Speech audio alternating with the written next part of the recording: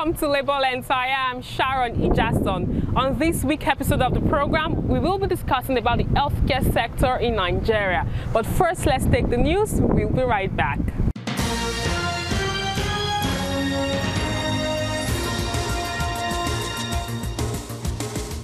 The national president of the National Union of Printing, Publishing and Paper Product Workers have called on the federal government to put in place policies that will make the printing, publishing and paper producers thrive.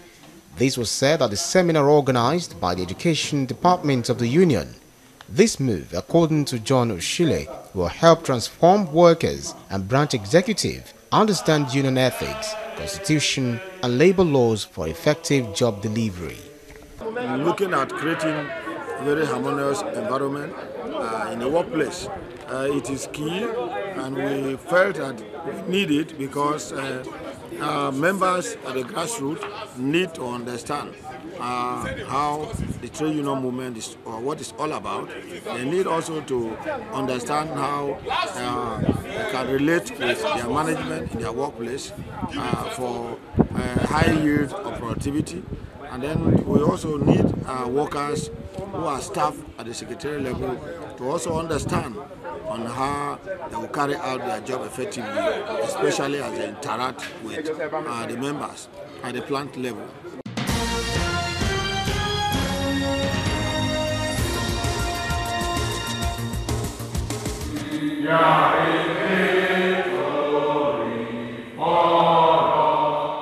The Food, Beverage and Tobacco Senior Staff Association, during its National Executive Council meeting, has condemned the state of the country's border. The president of the union laments the issue of substandard products being smuggled into the country. This, according to him, has rendered workers in the food sector redundant and left many unemployed. Going forward, I would like to encourage you all to pursue excellence in all your spheres of life as to make this nation great again. It was once great, and we should be determined to make it great again. I'm very optimistic that Nigeria can come out of these doldrums and take its rightful place in the community of nations. From inception, FOPTOP has been blessed with visionary leaders, and this can be attested by the giant strides the association has achieved, which has made it a force to be reckoned with in the Nigerian trade union movement. I am happy to inform you that the foundation of negotiation on review of collective agreement on salaries and wage benefits laid by the founding fathers of this association is still being sustained till date, and members' condition of service improve significantly every 2 years.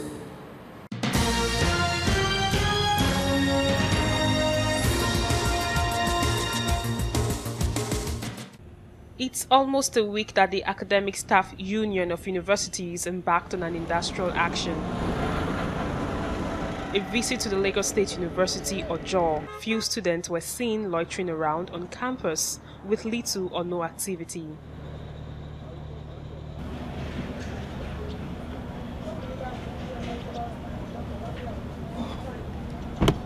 The ASU Secretariat's LASU chapter was devoid of activities, as they also confirmed receiving a circular from the national body. The lecture halls were empty, while some had students who sat idle discussing the strike. The ASU Secretary of Lagos State University says they complied with the strike directive from the national body and are ready to go the full haul. From that Monday, Tuesday after our Congress, 100% compliance. You won't get to any class and then see any lecturer lecturing. We went around, the strike monitoring committee went around on Tuesday, we went around on Wednesday, we went around Thursday. We've been out this morning again to check through all the classes. Some of the demands by ASU are funding for revitalization of public universities, reconstruction of the current government team of the FGN ASU renegotiating team, release of the forensic audit report on earned academic allowances, payment of all arrears of shortfalls in salaries, provision of a platform by the federal government for ASUU to engage governors on the proliferation of universities, and the release of PFA operational license to NUPENCO. During an interaction with some students I met on campus, they urged the federal government to listen to the demands of the lecturers. It's very sad because normally now we are supposed to be in classes receiving lectures, but if you look around, you see students roaming about doing nothing. Most of them are at home. I am appealing to the government to meet up with the needs of the lecturers of the ASUU, so that even the needs are mostly for us, with the students. We are going to be the ones to benefit from it. It's a sad one that at these points of Nigerians' educational movements, we are still crawling as a nation, despite projecting ourselves as the leader of Africa. It's quite unfortunate that at this time of our journey, that ASUU could actually be going to strike on needs that we believe the federal governments are more than capable of meeting. So it is my special appeal on behalf of all the students in Nigeria. I want to appeal to ASUU, to the federal government, to meet the needs of ASUU in order for the educational system not to be grounded. For many of the students of the Lagos State University, especially those who have to sit under the tree because there are no lecturers to teach them in the classrooms, they hope that the federal government will meet with ASUU and reach a compromise so that they can start their examinations, which is due in 2 weeks.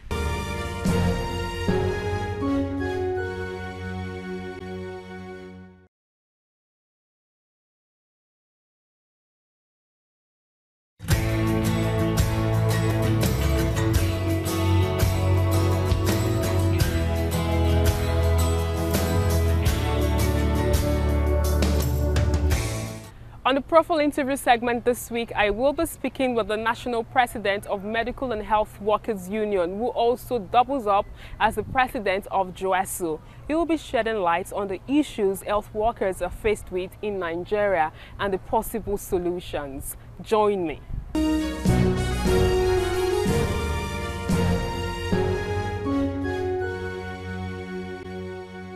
It's good to have you on the program. It's a pleasure to have you again. A lot has happened after the last interview we had together, but for me there's so much conversation, especially on social media, as regards shortage of health workers in public hospitals. What's your take on this? Well, the social media can be further away from the truth. That's a reality. It's not just shortage, there's gross shortage. Several professional linings, nurses, laboratory, pharmacy, and other technical staff even, like the support staff. You don't have enough. You know, the population is always rising, but employment is not rising like the population. So the ratio always is getting wider and wider. And have you called the government's attention to this? Would you say the government is living up to its responsibility? Well, every time we have issues with government, that is one of the key issues we raise. Just because we know that our members are overworked and they are not paid commensurately. So we always make that complaint. But, you know, government's sing-song has been no money, bad economy. The only difference is that the bad economy never affects, you know, the legislative arm, the executive arm, the top echelon. You know, the bad economy has always allowed governors to fly out and fly in, even with private jets. People go around, but getting people to work is a problem. So moving forward now, talking about poor funding, which is also one of the basic issues that the healthcare sector is, which you represent the workers in that sector. According to the World Health Organization, 13% of every country's budget should focus on the healthcare sector. But in Nigeria, we have we are moving between 3% and 5%. It goes up, it fluctuates between 3.5 and 5.5. What should talk about these? What are the complaints you've had over time from your members? Certainly, we have made this as one of the pivotal things that can make the health system move forward, that can give health to the common man. You see, funding is very important. In addition to our fight, our cries for elimination of corruption in the health system, this is one of our cardinal requests. Funding is everything. But again, when you fund, that fund should go to where it should go. And that's why when we hear some propositions like privatization is the key, privatization is the key. Today, I came across a presentation where they have claimed that over 70% of health service deliverers are in the private sector. So, why do you then want to come and then privatize the few public health institutions? The key is fund. So how would you rate the equipment we have in the hospitals? Would you say they're up to date? I know before now, I've heard so many stories about how the healthcare sector was up to standard in terms of some basic equipment you expect in the hospital, but right now that's not the case. The infant mortality rate has increased. So what's your union trying to do in terms of sensitization, in terms of making sure that there's a paradigm shift in this trend? Well, the third key to making the health services good is fair administration. Administration is one key area that has bedeviled the progress of health services. For instance, before 1985, that era you're talking about, before 1985, when the quality, educational capacity of health workers was not as high as it is today. Today you have professors rolling on professors in virtually all departments. But you can see that the results are not encouraging. One of the key things, in addition to poor funding and corruption, is bad management, right? When things are not fair in the system and there is turbulence every now and then you have to say, so if we can revert back to what it used to be before 1985, where hospital administrators, okay, or hospital secretaries were holding sway, and every other professional was focusing on his core calling and putting the patient at the center. You see, that is the only time. But where you have called out some professionals that we lack even to become managers of the system, something they are not supposed to be, and then everybody is racing against time to get the chunk of funds that are the scarce funds that are available, then you can't get better indices. Nigeria, at that time, was the health hub. The health tourism was inwards, unlike today that it is outwards. You know, we had hospitals like UCH and other hospitals that were ranked among the best in the Commonwealth. You know, the educational capacity was not as high as that, but because management was okay, and there was harmony. Once the management is right, harmony, you know, is enshrined, and that is the growth. From my observation, there seems to be intimidation from the side of the federal government when it comes to issues, answering issues that affect workers. This takes me to the last strike that your union initiated and participated effectively. I'm concerned, what is it about the no work, no pay policy? Because I know in your union, those that participated in the strike are yet to be paid. Is this not a way of undermining the effect, the role of the union? Thank you for that question. I think if I say you are a soothsayer, I think I will not be far from the truth. You just put it very apt.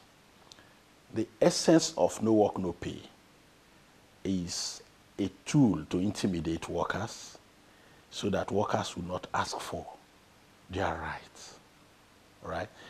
That is another way of re-establishing slave labor. Re-establishing slave labor. Government will be quick to say, oh, it is a law. It is a law. But government will not tell the public that when it fails to follow the path of dialogue, for instance, if the union has given 21 days ultimatum and the government refuse or employer refuse to get this thing resolved within the 21 days, and most times you see that after the union starts the strike, within a week, 3 days, 72 hours, 48 hours, the same government will then resolve this issue. So what took them or what prevented them from resolving this issue within the 21 days ultimatum? That's the question. But they are doing that, deliberately refusing to resolve the issue because they know they have in their pocket a tool of intimidation, which is the no work, no pay. What I think we are trying to, what we as labor, or we are trying to look at is this. The no work, no pay, the courts should be very distinctive on this. No work, no pay should be only when the due process has not been followed. But if I have given you notice, we had entered into agreement, and you have violated the agreement, what else do you want me to do? So all what government is saying is that, look, I will march at you, but you shouldn't cry, which is not fair. So, but I think I'm going to tell you, truly like the last strike, yes, some of our members were victimized, even though agreements would hold that we should not victimize. They have done that. And when we will come back to say that that is wrong, we hope Nigerians will have the understanding with us. Because just because we are in the ADR, which is an extension of the court, that we have kept our powders dry for when it would be necessary for us to, further our canons and then give the shots. I'm still concerned about the no work, no pay policy by the government that is fast coming up. Because as an individual, I've observed over time that strike seems to be the only language our government is interested in. What do you foresee if this continues? Well, the no work, no pay application of government is only to embolden us. We have other options, but we feel that those options may be too confrontational. We can start protests for 30 days. Street protests. It's our right. That is another option. So if you say, okay, you want to use no work, no pay as a tool of intimidation and so as to reenact slave labor, slaves will be on the streets. That's the truth. And it is for the government to choose between, solving the issues, respecting agreements, implementing, for instance, like what I call, we have said the ministry has been the problem, and the Minister of Labor and Minister of Health. While the same ministry for 2 years has told us that there was no money to pay 22.6 billion. There was no money to pay us, even when they have entered agreements. Okay? Even when we decided to say, okay, since you don't have enough money, we are stepping down the amount. They still insisted there is no money. But the same government, in the ministries where human beings, human face exists, recently, I applauded the government for releasing 22.6 billion for the payment, part payment of Nigeria Airways workers. That's the difference you have. In the health sector, those who govern the health sector believes in creating walls, creating turbulence, so that they can use it to achieve what they are actually gunning for. Privatizing the public health institutions at peanut giveaway prices, and then go and acquire them to themselves, and then make them expensive for the millions of Nigerians to be deprived of it, just like they have done, experimented with some. You're part of the NHIS board. Yeah. And the NHIS boss, Usman Yusuf, was suspended recently. And we all know that there are so many things happening in NHIS when it comes to the management of workers' health and also Nigerians in general. He's been suspended before, he's now suspended. What's the possibility that he won't be reinstated just the same way he's been reinstated before now? Well, I think if you ask me, I'm sure the President and Commander-in-Chief will not be deceived twice. If a man marries and divorces his wife, and he marries another second one and he divorces her, then the problem is with him. The problem is not with the women. That's the truth of it. So I'm very sure at that time, the minister, when the minister suspended him, it could be looked upon that, okay, the minister is far away and he doesn't know what he was doing. But here is a board that the ES has chosen to disrespect at all times. Board decisions, he will choose to implement or not to implement. Severally. And he forgets that just as the president appointed him to be ES, so the president also appointed members, chairman and members of the board. So the council, and on the hierarchy, the council is superior to the ES. So while we were trying the much we can at the council level not to micromanage the scheme, to allow him the free hand to do what he wants to do, he was now trying to macromanage us.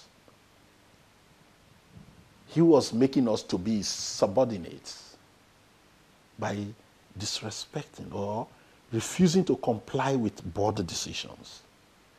He's a member of the board, and he's the ES. Now, if board sits and takes a decision, it is his place to implement. It's more than 3 months Joesu called off suspended its strike. Is there any update when it comes to the issue, one of the main issues, which is CONHES, upward adjustment of CONHES? Is there any updates? Is there anything we should be expecting? I know the matter is in court, but what message do you have for your members as regards the reason why they went on strike previously?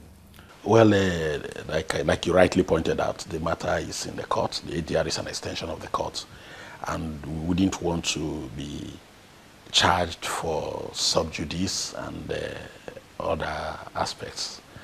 But be that as it may, I will tell my members, I will first thank them for their patience, for their understanding that the ADR that originally should have been 6 weeks have gone well beyond 6 weeks, because initial start would have been 21 days and then another additional 21 days. But for certain circumstances, it has gone well beyond the 6 weeks. I want to thank my members for their understanding and their love for this country. And I will as well believe that the government will also reciprocate appropriately. I am encouraged by the fact that the government provided 22.6 billion recently to help our brothers that have suffered for a long time. Some our fathers and uncles that have suffered for a long time. So I am elated at that, and I am encouraged by that to say that without genuine issue, certainly the government will also extend that sphere of goodwill, that article of goodwill to the other health workers, since they have equally done same to our own brothers in the same industry. We hope that we will not be forced to go to the path of confrontation.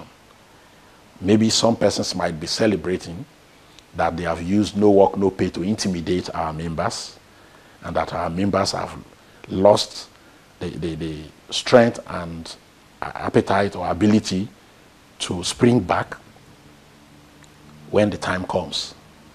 But I think even if they have got some soothsayers or prophets that have told them that, that's going to be the worst belief they will sleep with.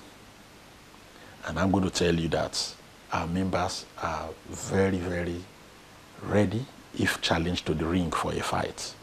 It's good to have you on the program. And it's a pleasure once again. Thank you.